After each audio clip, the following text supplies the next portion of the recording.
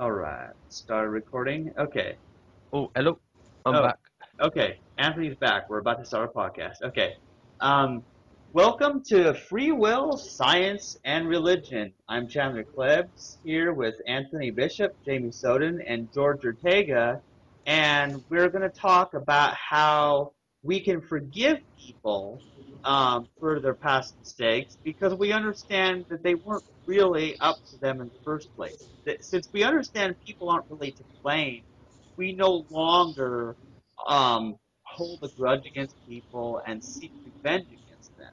We can still look at the prior causes that led them to do something and help people not do the same things, but at a certain level, either either we're able to help these people and get along with them, and other times you have to shake it off. But basically, I think that this understanding that we don't have free will enables us to have a message of forgiveness under the deterministic view that that a lot of religions, for example, they talk about forgiveness. A lot of Yeah. people talk about forgiveness, but it's never done right. And here's what I mean: it's like you should forgive because if you don't forgive, God will not forgive you and will punish you in hell. But And it's that's kind of emotional blackmail because it's saying they'll only be forgiven if they're obedient to some, yeah, you know, yeah. unproven He will deity. punish you, and it's so stupid. Yeah. Um, but yeah, and so but Yeah, how I and was Chandler, besides that, so like, even if they're not using it as a kind of extortive, motive, the other part of this is that, like, basically we're taught to forgive because it's the moral thing to do, because it's the right thing yeah. to do. Whereas, like, what we're advocating is like, wait a minute, if there are certain causes in a person's life that were responsible for their doing whatever they did, then ultimately, actually, forgiveness isn't even necessary because it becomes irrational, based on their lack of fundamental accountability. Exactly. And so it's the logical thing to do. It's the thing that we should do because it's insane to be blaming them. And like, one of the definitions of forgiveness is to stop blaming in my word web dictionary. And you stop blaming somebody when you realize they're not the cause of whatever you're mad at them for anyway. And so yeah, that's the thing is rather than it being, well, this is the thing you must do because God commands you to forgive. Instead, it's like, oh well, you forgive because you're not blaming them. It's just simple once you have this understanding, and so it's better than anything that is offered as forgiveness anywhere else. It's really amazing. Chandler, I And think if you also make a good point. Go ahead, Anthony. yeah, I was saying as well, like, say if someone you can forgive someone and you can't forgive yourself, then what's the point of actually forgiving them? Because you need to forgive yourself before you can forgive someone else in that perspective view of it. Because otherwise, it's not going to get you anywhere. You'll just be in the same place, stuck in the same place. Yeah. And all right, so like also think about the rationale for forgiveness. Basically, religions and societies teach forgiveness because they understand that we humans are fundamentally flawed. We're not perfect. We're going to make mistakes. We're not completely moral agents. So basically, that they're basically presenting forgiveness for the same rationale, for the same reason as we're basically advocating, no blame because, again, the person, didn't create themselves, wasn't fundamentally responsible for who they became. Yeah. It's interesting because yeah, a lot of religions, they teach forgiveness, and yet and that they're not often given the rationale. Um, like that's what we're saying is that it's reasonable is that you understand people make mistakes, they aren't to blame. Whereas it seems like the way I I'm was not taught listening. I'm just growing listening. up is like, well, people are to blame. They are guilty for their sins, but you have to forgive them, otherwise you're sinning. So Talking. it's a different paradigm, and I'm still learning. So.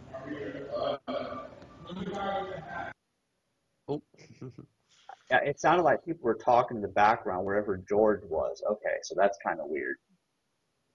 yeah. Yeah. I He's in mean, Manhattan. Come on. people like, they presume that if you forgive someone and stuff, if it's like a form of weakness to forgive them and stuff. But then you're making yourself stronger in that way because you're relying on your ability to give yourself morals in that perspective view. I think, to be honest. Huh. Or when we discuss this no free will paradigm, some people get the wrong idea about it, and they think that we're excusing them. No, we're not excusing their wrongs. What we're saying is it will just be illogical to repeat what they did. You know? Yeah, I mean, in that way, if we can forgive people like that, then surely we can move forward and just get on with our lives instead of blaming other people Yeah. for their ignorance when it's nothing to do with them and it's to do with the non-free will, us not having free will at all. Yeah.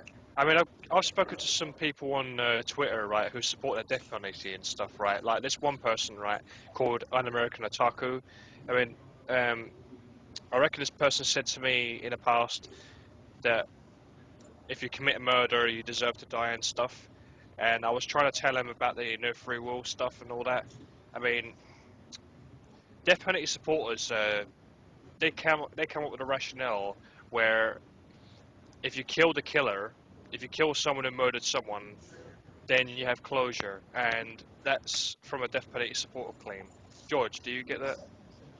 Well, actually, there's some research done on that. It depends. Like, for example, Mm, settlers from England and Scotland who settled in the United States, if they happen to have come from Scotland, who they were like basically, mm, they were they bred sheep and cattle, herdings and all. They tended to be more about revenge because, like, I think the nature of their work called upon them that if somebody stole their, sheep, and they didn't do anything about it, then that was really actually very harmful for their future and all. So, but then there are other people who like grew up with agriculture who didn't have that concern. mm, So that for them, this kind of like vengeance and revenge was unnecessarily hostile. And so like even those kinds of approaches have causes based on like how they, who the people were that actually, emigrated to certain regions of, at least here in the United States. mm. Huh. But absolutely, and the idea is that like ordinarily for most cases, revenge is just not necessary. It's counterproductive because then it leads to more vengeance from the other side in a circle of often increasing aggression. And Yeah. more deaths and stuff. Yeah. I think revenge is illogical. Even under a free will paradigm, it still doesn't help anything because then somebody hurts you, so then you hurt them, but then they're mad at you because you hurt them, and they've forgotten that they hurt you and started it anyway, and so it just keeps going on, and people keep fighting and fighting and killing everybody. That's what Mm, revenge does. It destroys the world, and so it's it's mm, it's just totally harmful. Plus, it mm. makes no sense under the no free will paradigm at all. Yeah, I mean, I remember Gary, when he was in the podcast one time, he was saying that we should kill criminals because um, they consume taxpayers' money and stuff.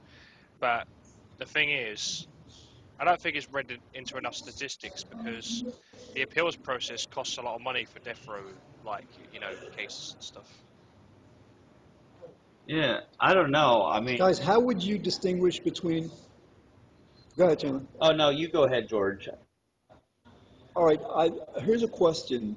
Revenge generally isn't the right or the smart thing to do, but then how do we distinguish between vengeance and self-defense? In other words, like if somebody's aggressing against another person, a bully, or in some way, you know, aside from the law that actually uses punishment as a tool for motivating appropriate behavior, how do we respond to this as individuals, within the no free will paradigm?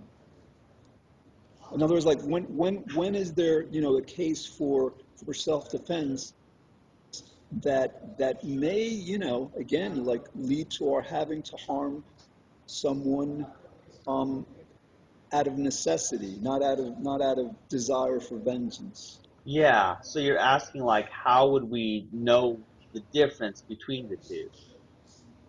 Yeah, but if it's a life or Exactly. death, if it's a life or death situation, then you got no choice but to, retaliate. You know Yeah, what I mean? survival of the fittest, isn't it? That's what they call it. Yeah, I think revenge is more of a thing like after the fact, where long after the fact you still feel like a person deserves to suffer because they hurt you, and when the situation's long past. And whereas I think Yeah. self-defense always happens at the time when somebody's doing something, you have to defend yourself. Yeah, you have this That's a thing good in the point. you have this thing in the United States, don't you, George, called crimes of passion, where someone might have killed someone out of like anger, like if they've like had an argument with someone, then they lose their temper, and then you know they get too aggressive, use a weapon or whatever, killed someone, then regretted it after and tried to cover up their crime or whatever. I mean, you Right, and could. that's Oh, naturally where our. Go ahead, Anthony. oh no, sorry, it's Karen. Karen. Well, yeah, Jamie, that's good because that reflects our understanding of the situation. Basically, like, because crimes of passion, people are not always in control of the kinds of emotions that sometimes situations evoke. And so there has to be an understanding, just at every level. I mean, this is at the small everyday level of interaction, and at more uncommon, situations. So again, but I think what the key thing is, like the perspective. In other words, like we can see that, like, we're going to react to someone because they of their free will did something, and then we're filled with malice and this, like, ill intent toward them. Or we can see that, oh, wait a minute, like, if a person did something wrong, sometimes punishment is a deterrent to their doing the wrong again. So it's kind of like, it's from a more socially beneficial, even personally beneficial motive. Yeah, but the hedonic principle means that people are going to try and avoid confrontation whenever they can. You know what I mean? Because there's a lot of people out there who just don't like fighting. You know what I mean? They don't like violence, so they'll try to avoid, you know, a situation from getting out of hand. You know? Yeah, the pain side of things. I mean, Yeah, because no one likes pain. Yeah. they like the pleasure to avoid the pain and stuff. Like George was saying the other day about it. So again, let's focus though on, like, the rationality part of this. In other words, like, forgiveness is about morality. Everybody's imperfect. We forgive others and ourselves because we recognize that fact. So, but like when we understand that what we do isn't fundamentally up to us, it's our unconscious, our genes, our upbringing, all these factors over which we don't have control, then all of a sudden, this kind of quote unquote forgiveness, you know, is rational. It's not just the right thing to do. It's the rational, logical thing to do. I think that's a point that we need to, like, Yeah. stress. In other words, like, because, like, a lot, I mean, like, morality has guided civilization for several thousand years through religion and now through the legal system and all. And it is effective to a great extent in molding proper behavior. But I believe that to the extent people understand that, revenge and blaming and all that would be undesirable from a rational standpoint, I think that'd be an even stronger motivation to understand and forgive. Yeah. Yeah. So, I mean, what's your position? I mean, your position on the death penalty is you don't support it, do you, George? Um, no, I don't, because again, well, basically because the person, isn't really responsible for what they did. And like sometimes, if it could be shown to be a deterrent, then fine, that would be a reason. But I believe the evidence has demonstrated that's not the case, that it's just not a deterrent. So it just doesn't make sense. It seems to be an act of vengeance Yeah, Yeah. and that's rather than an act of reason. yeah, Yeah, that's because big. on the Penn Jillette bullshit show in this one episode, he compared statistics from states with the death penalty to states without the death penalty, and the state, surprisingly enough, states without the death penalty had the less problems involving murder, didn't they, overall?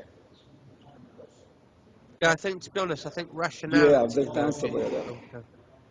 Carry on. Yeah. Well, I agree with George that there's really no reason for the death penalty, because it doesn't. I don't think it acts as a deterrent either. It really doesn't.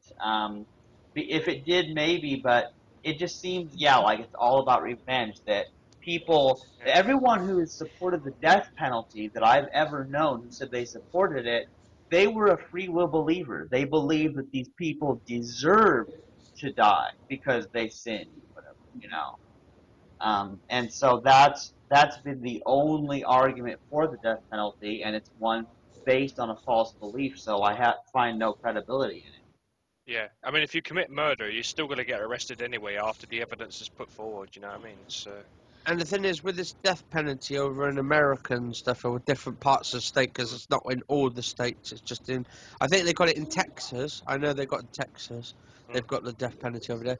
But I've noticed, like, it doesn't really help the situation. If a person is unstable, they're going to still kill some person, exactly. whether that death penalty is there in the first place or not. Exactly, because psychopaths just don't care. It's been known in neuroscience. Sam Harris knows this. A psychopath will most likely think that they're either going to get away with a crime. There's actually psychopaths who thought that it wouldn't get caught in there, George. Um, Say that again, There's actually psychopaths that. Jamie. I didn't hear the last.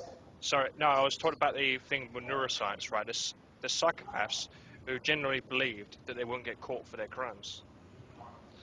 Oh yeah, no, I know. And so like, but there are reasons, why they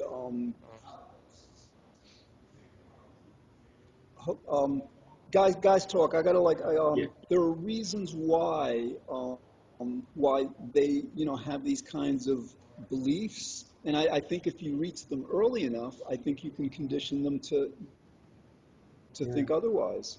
Yeah. yeah, Here's the deal. Basically, having a death penalty as a deterrence doesn't actually work because if people are crazy enough to do these crimes and kill people and stuff anyway, they're crazies. So it's not like they're going to be a logical person who's going to like, oh, well, I don't want to do this because I'll get killed if I do it. And you've got these people who they go and shoot a yeah, bunch of other people, then shoot themselves. So then, but notice that, and that's so what's so weird about it is yeah. there's stuff like that the death penalty, whether it's legal or illegal, would not change the situation whatsoever. Yeah, because generally speaking, criminals are not very smart, are they, George? You know what I mean? Yeah, I mean, I mean, it's. Okay. Yeah, go ahead, Anthony. Yeah, it's like, I mean, like revenge, for instance. Yes, it is rational, revenge and stuff, but sometimes it can be out of control. I mean, it cannot be in sometimes in your control of you doing it.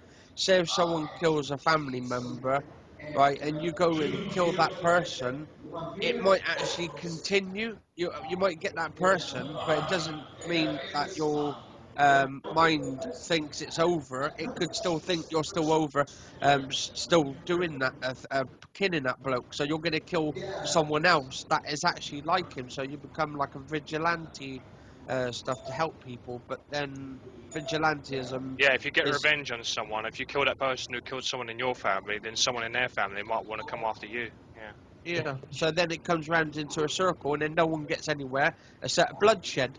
yeah, yeah, that's kind of the problem. That's the reason why revenge is not helpful because then it just really leads to more and more killing. yeah. It's just And then nuts. innocent lives get involved as well in that. Yeah. That is the importance of our message. Yeah. That is why our work is so important. It basically allows people to understand the rationale for behaving more intelligently, more with more regard, not just toward others, but toward themselves. Yeah, and people who are more intelligent and more educated are going to be less likely to do crime in the first place because they're going to see that it doesn't get them what they want anyway. Yeah, because we have Yeah, this thing called a scientific method where, if you commit a crime, the chances are you're gonna get caught. You're gonna get caught for it sooner or later. So the educated and smart people usually do their best to stay within the law, don't they, George? Actually, it does get serial killers in yeah, certain places, gets them in jail, right next to Big Bob. Big Bob, who's that? Yeah. The one is gonna fuck you in the ass. Oh, oh man, I yeah, mean, the thought that you're gonna get raped in prison should be enough to deter you anyway. You know what I mean, Yeah. George? yeah, and yet for some, yeah. But again, like then we're back to the ideas like the deterrence for whatever reason isn't complete. That we have to go to the fundamental causes why a person might not be deterred from doing something, even if the threatened punishment is quite yeah, severe. and that's the thing is that ultimately it should be prevention of the crimes in the first place, which should always be our main focus. Because I don't think that you can deter people just through threat that they'll go to jail or that they'll get the death penalty. Those things aren't very effective deterrents if Yeah. people want to do something strongly enough, they won't be deterred by threats. Yeah. So the only So you way, need education, don't you? yeah, you need to keep them from wanting to end, from wanting to do the crime in the first place. That's the way to go. And I've Exactly. got a solution for that as well to stop people going to jail. Why don't they set up an organisation where they get a prisoner and they send them to like another place like looks like a prison, and get kids sent there for a day out just to see what it's like in prison with a fucking serial killer. I mean, that'd be something to scare them. Just not to bring a serial killer in there to kill them all, but get someone to pretend they're a serial killer, just to give them that motivation not to go in there. How does one Uh, pretend to be a serial killer anyway? uh, uh, I don't know. I mean, you got drama and acting and stuff, and a lot of people can put on really good fucking uh, faces and stuff. and that type of uh, thing's not. It's not a good thing to show kids, man. Come on. No, no, no, just to scare them and shit. well, I we've mean, already been talking about how fear really isn't that great of a deterrent against crime. No, the other way to, the best way to do it is to educate them. Like tell kids it's wrong to bully. Tell kids it's not right to steal. Or kill or whatever. yeah. I Yeah, mean, if they're going to do a crime eventually anyway, they're going to eventually do it, aren't they? I mean, it's programmed in their head to do it. I mean, there's this thing in the Bible, right? I, I'm gonna quote it, right? But I'm not a religious person. I'm just saying that this is what's actually in the Bible, right? Don't do to others what you don't, what you wouldn't want done to yourself. That's yeah. what's in the The Bible. golden rule, as it's called. Yeah, Yeah, yeah. yeah. See, that's the thing is if kids are, Guys, yeah. What, George? I'm sorry, guys, something has come up.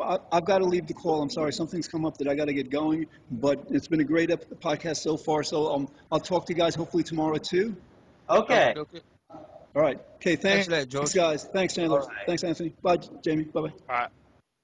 Right, how Okay. long's left of the podcast? Okay, we've got about 5.5 minutes. But I wanted to respond to what Jamie was saying about the golden rule. Basically, it's do unto others as you have them do unto you, or don't do unto others as you don't want them to do to you.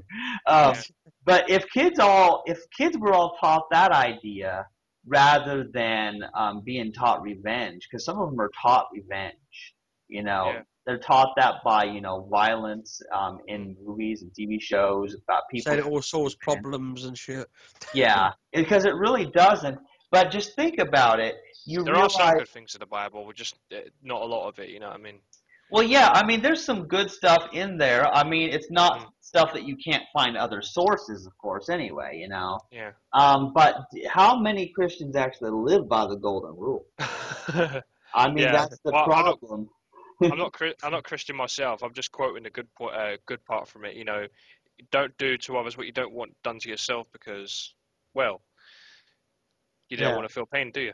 And Well, it's yeah, like nobody wants to feel oh, pain. Yeah, what, Anthony? right, it's like, I mean, I've read a little bit about, said the Quran a little bit, right? And there's this little post in here about a bloke who rapes a woman. Now, she can forgive that rapist of raping her and stuff, but he has to marry her, or he can forgive her and stuff. And I think, to be honest, that kind of like perspective view of our free will, it gives us a choice whether to help, um, like to forgive or to actually don't forgive. It's yeah, I'm not quite following that one. Um, so Because I read it in the Quran a while going back, and it was like a part in it. It says like if a rapist rapes you, right? Basically, you can marry. You got to marry that rapist in that way. yeah, you know what? The Bible contains something similar to that, actually. Yeah. Yeah, something about a man raping a woman, and then he has to marry her or something or Or whatever. she can forgive him and stuff. Yeah, I don't know. I don't think that the Bible says anything about forgiveness about that, but maybe the Quran does. So I don't know. But Yeah. it's still very weird. But ideally, we don't want anybody to be raping anyone anyway, so we have to Yeah. to prevent that. But Yeah. Yeah. We have to put all that off like into emotions and stuff. I mean, yeah, no one knows what's going to happen and stuff to anyone and stuff.